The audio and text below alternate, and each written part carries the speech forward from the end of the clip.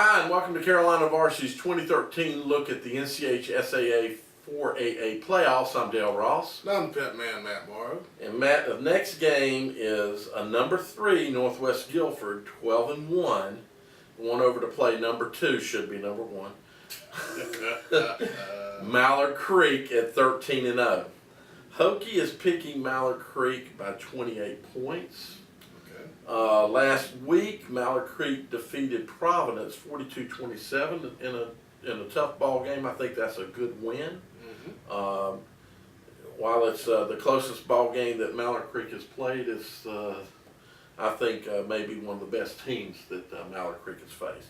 And Northwest Guilford, surprisingly, and I say surprisingly, maybe not so much, Northwest Guilford defeated Richmond 31-12. The 12 points was kind of surprising, but not to say anything negative to Northwest Guilford or make excuses, but Richmond has injuries on the offense. Yes.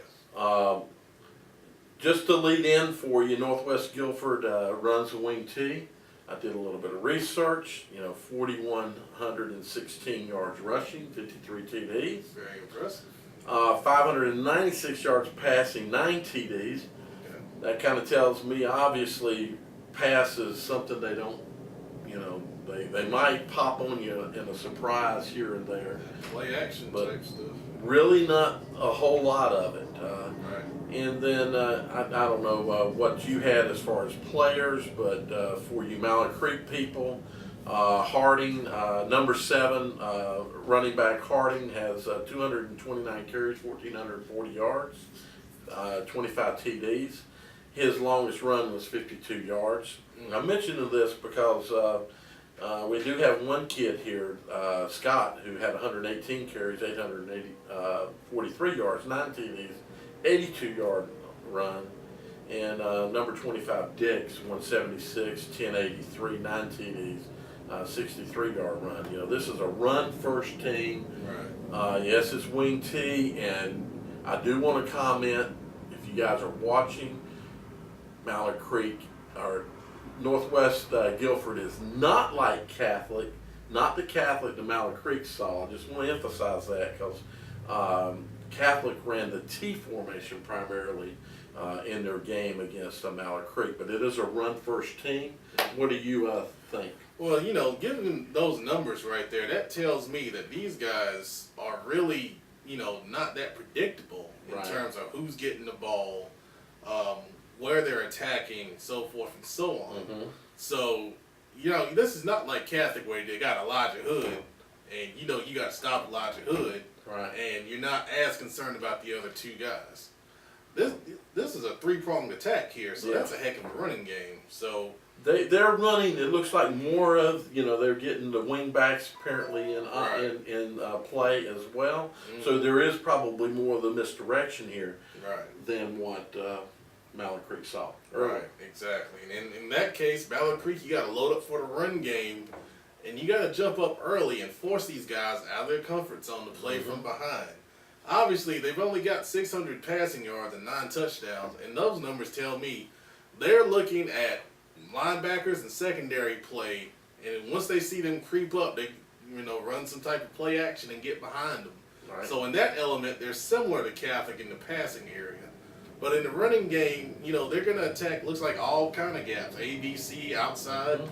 So, Mallard Creek's going to have to play discipline, and I'm sure they'll come with a similar plan that they had against Catholic.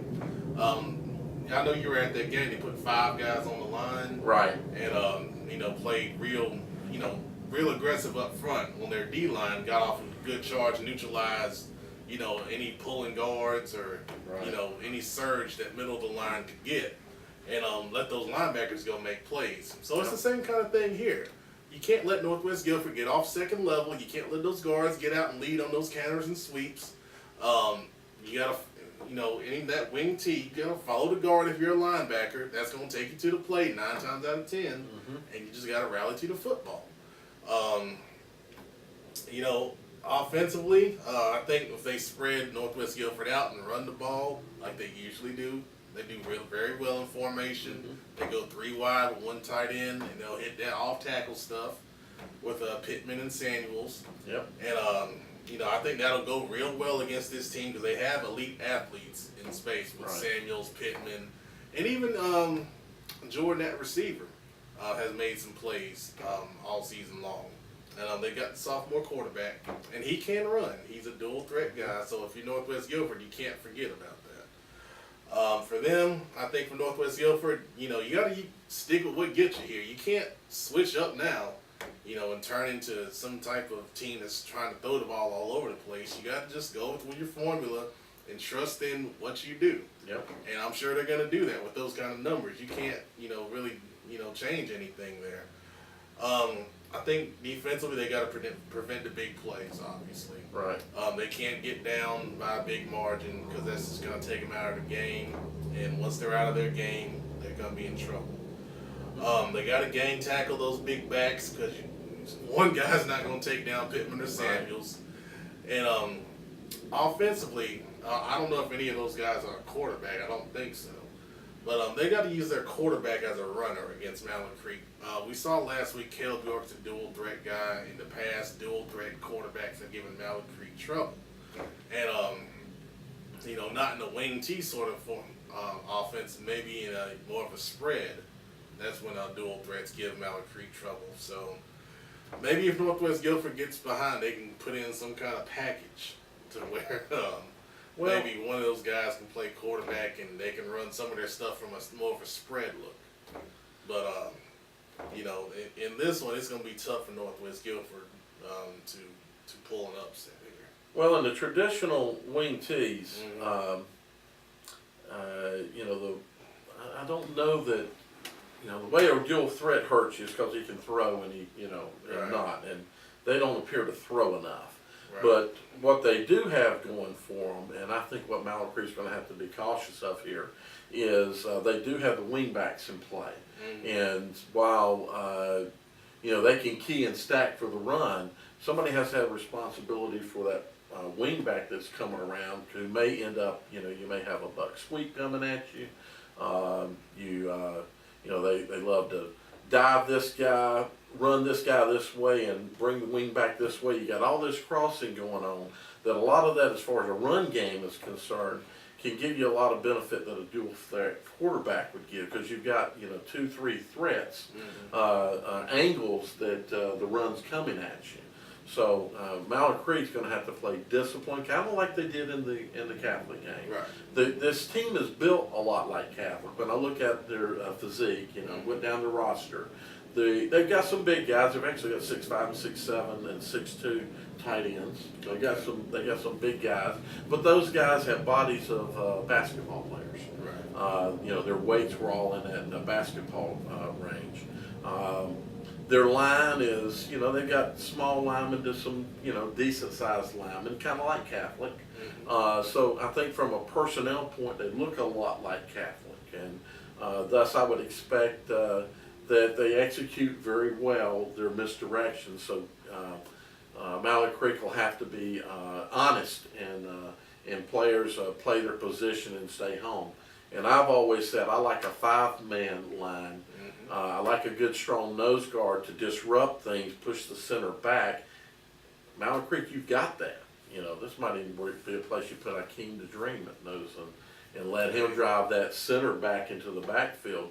Defensive end, stand up, play home, 2 steps and turn, and contain, watch what's happening, and force everything back in and feed it into your linebackers. I like a 5-2 alignment is what I like. But and you mentioned about the stopping and the gang tackle and the penalty and all. I think the one thing that my guess would be that Northwest Guilford's got going for them is if you can run a wing team offense, that means you've got disciplined players, and it means they probably have disciplined players on defense. A lot of these kids are 2-way players, just like Catholic. I saw. So it's going to be home and limit the big play, like you say. Right. But at the end of the day, Matt, I hate to say it, but Hokies' prediction is might be kind. But everybody has to put their pants on and pull the cleats on just like we do, and probably most of them wear jock straps too if they wear them these days. So they wear them all the same. They're the same, You know, it's just a matter of what you can bring to the game, right?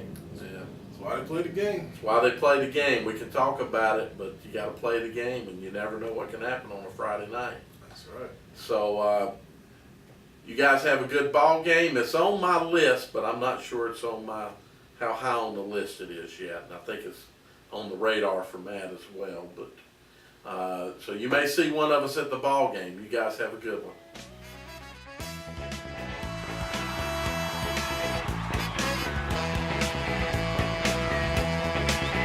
Coming to ya on a dusty road. Good loving, I got a truckload.